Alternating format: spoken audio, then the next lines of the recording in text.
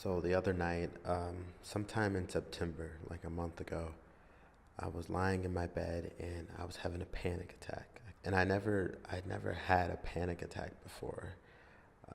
I was really, really stressed out because I thought if I went to sleep, that maybe I wouldn't wake up the next morning.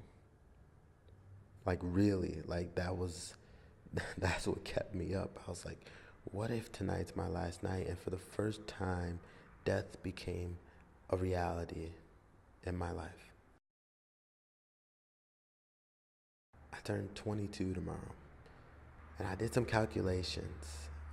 This, I don't want to sound morbid or anything like that, but since I've been alive, there's been over 1 billion people who have died. About 55 million people die each year. Times that by 22, that's over 1 billion. People who had names and families and aspirations.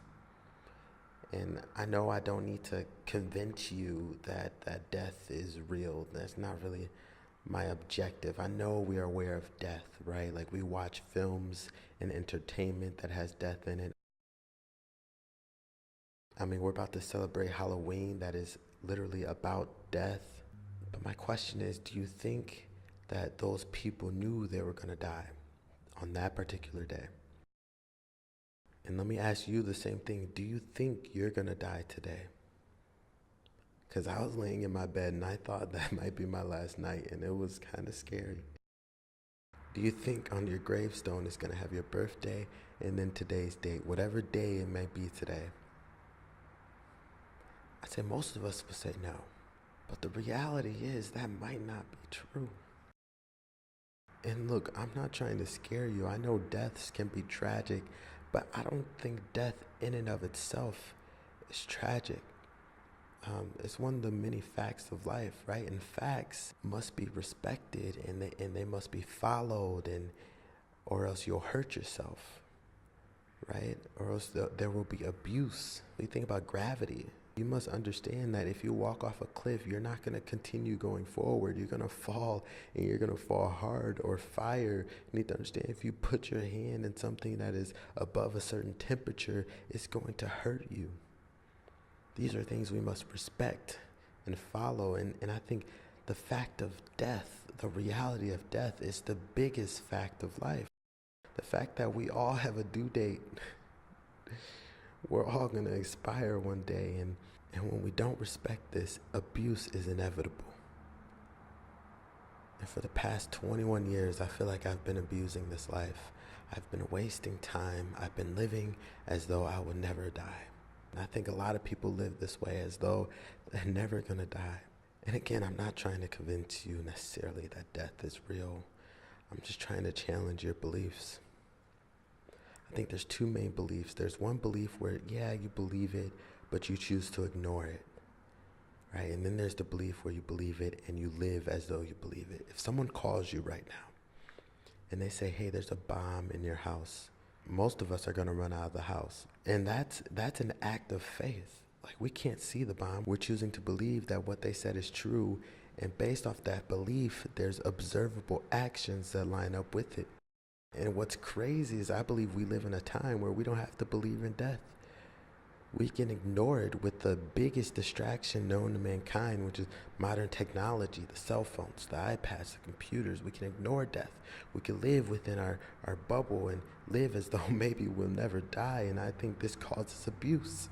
And it is just kind of, I don't know, it's kind of all crazy to me. And I think we get stuck in routines and become so familiar with this life that we mistake it for being normal. But have you ever looked up at the stars? You ever take a second to kind of step away from this life?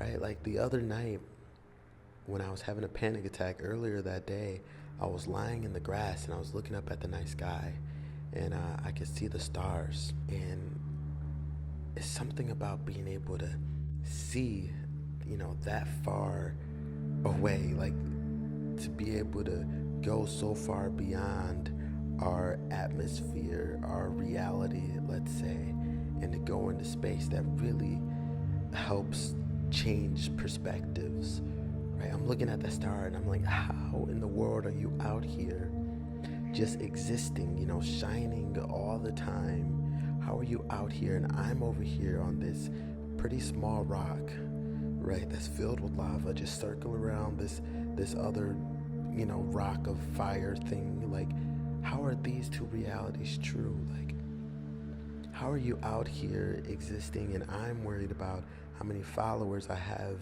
on some app?